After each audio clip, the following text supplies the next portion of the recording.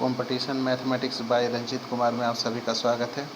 हम सभी ने प्रश्नमाला 1B के 10 नंबर तक के क्वेश्चन को सॉल्व कर लिया था। आज हम सभी 11 नंबर से क्वेश्चन सॉल्व करने जा रहे हैं।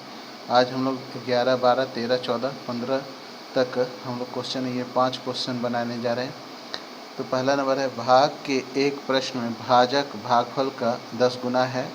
ध्यान देंगे, भाजक भागफल का 10 गुना है तथा शेष का 5 गुना है। यदि शेष 46 हो तो भाजक क्या होगा? तो पहले 46 आपको दे दिया, तो भाजक निकालने के लिए आपको क्या करना होगा? 46 को 5 से गुणा कर देना पड़ेगा। और फिर लेकिन एक चीज़ तो आपको नहीं मालूम है, भागफल क्या होगा। तो अब भाज्य कैसे निकालेंगे? चलिए इसका आंसर हम लोग देखते हैं। इसको कैसे सॉल्व करेंगे हम लोग? सॉल्व करने के लिए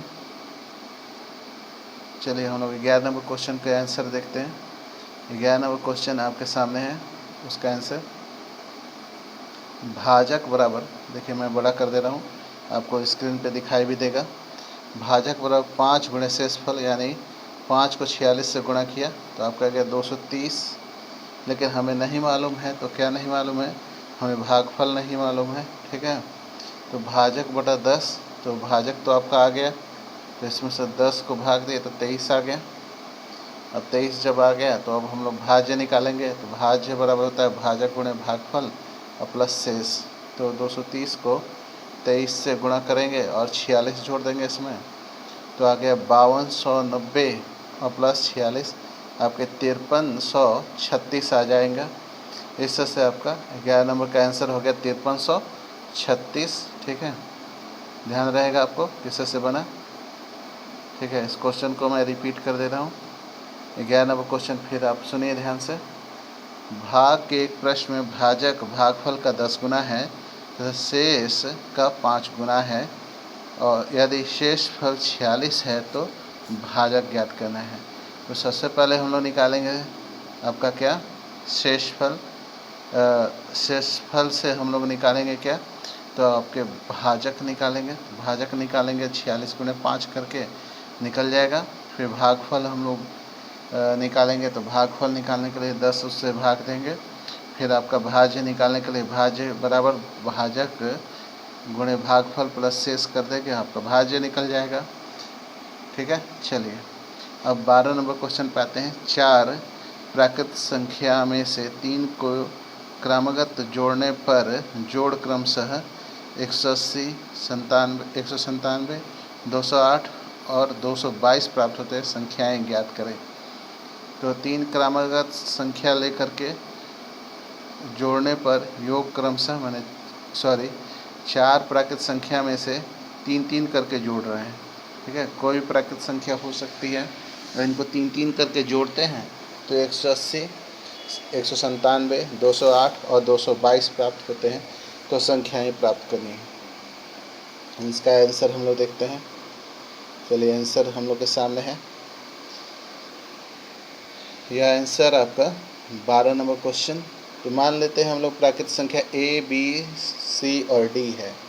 ये आपके 4 प्राकृत संख्या हैं। A plus B C plus C 180 हो गया। फिर उसी तरह से B plus C plus D 197 question में दिया हुआ है। C plus D plus A 208 और D plus A plus B 222 है ना। अब सबको जोड़ दिया हमने, तो सब 3-3 बार आए हुए हैं, इसलिए क्या है कि 3 into A plus B plus C plus D 807 हो गया। ठीक है, इसको 3 से भाग दिया तो आपका A plus B plus C plus D 269 आ गया। अब हम लोग क्या करेंगे? इन दोनों को घटा देंगे, है ना। कहने का तात्पर्य यह है कि इसको हम लोगों ने कैसे घटाया ये भी जान लीजिए। आपका A plus B plus C जो है 180 आया था, तो इसमें से 180 घटा देने पे हम लोग को D आ जाएगा, है ना। उसे A निकालने के लिए हम लोग क्या करेंगे? इसमें से 197 घटा देंगे तो आपका A आ जाएगा 72। फिर B निकालने के लिए इसी में से 208 घटाएंगे तो B आ जाएगा 61। और उसी तरह से C निकालने के लिए इसी में से हम लोग क्या घटा देंगे, 222, 47 आ गया। तो संख्याएँ होगी 89, 72, 61 और 47। ठीक है, चलिए अब हम लोग आते हैं अगले क्वेश्चन पे। अगला क्वेश्चन है 13 नंबर क्वेश्चन। एक 3 अंकों की संख्या 2A3 को 326 से जोड़ने पर 3 अंकों की संख्या 5B9 प्राप्त होती है, तो 9 से पूर्णतः विभक्त होती है। तो आपको प्राप्त करना है 5A माइनस 2B का मान क्या होगा। चलिए, तो पहले ही आपको हिंट्स जो है, एक एक हिंट्स को समझेंगे, उसके अनुसार हम लोग सवाल भी बनाएंगे। तो हमें जैसा मालूम है कि 5B9 9 से विभक्त है, यानी जो भी संख्या जोड़ी जाएगी वो संख्या जो है 9 से विभाग लगने वाली होनी चाहिए। ठीक है, तो देखिए क्या क्या संख्या है, 2A3 प्लस 326, तो आपका हो गया 549, ये जोड़ है ना। और पूर्णतः विभक्त होने के लिए इसमें देखिए 5 + B + 9 है, इसमें जोड़ते तो 5 और 9 14 हो जाता है, और 14 में कितना जोड़ेंगे तो 9 से भाग लग जाएगा, तो 14 में और 4 जोड़ेंगे तो आपका 18 हो जाएगा, और 9 से भाग लगेगा, इसलिए B का मान 4 हो गया। ठीक है, इसलिए B का मान आपको देख भी रहे होंगे 549 लिख दिया गया है। ठीक है, तो 2A3 + 326 549 हो जाएगा। तो इसमें देखिए कैसे क्या किया गया है, 3 + 6 9 हो गया। अब 9 तो है, कोई हासिल तो मिला नहीं, A + 2 4 है, यानी कि हम A + 2 4 के बराबर करते हैं। यहाँ देखिए 4 के बराबर इसको करते हैं, तो उधर जाएगा तो 4 से 4 इसको बराबर कर देते हैं 4 के, है ना। तो आपका A + B 2 4 हो गया, 2 उधर जाएगा तो 4 में से 2 जाएगा तो 1, माने A का मान 2 आ जाएगा, 2 आ गया इस तरह से, है ना। तो हमें B का मान 4 और A का मान 2 प्राप्त हो गया। अब आसानी से हम लोग 5A - 2B का मान निकालेंगे। 5 10 और माइनस 2 दूनी 4 दूनी 8, 10 में से 8 गया, हो गया आपका 2। ठीक है, इससे से आपका 13 का मान निकल गया। अब आइए 14 नंबर पे आते हैं हम लोग। 14 नंबर है, देखिए बहुत डराने वाला क्वेश्चन लग रहा होगा और आप शायद डर भी रहे होंगे, लेकिन इस क्वेश्चन को देख के डरिए नहीं, इसका सामना कीजिए। जो जितना ही डरावना क्वेश्चन होता है उतना ही वो आसान होता है। तो आपका 3257 का पावर है 683, इसको हम 3256 से भाग देने पर शेष फल क्या आएगा। ठीक है, क्वेश्चन केवल ट्रिक पे है। ठीक है, उस ट्रिक को समझना है और सवाल को सॉल्व करना है। तो चलिए हम लोग 14 नंबर क्वेश्चन पे आते हैं। 14 नंबर क्वेश्चन के आंसर पे आते हैं।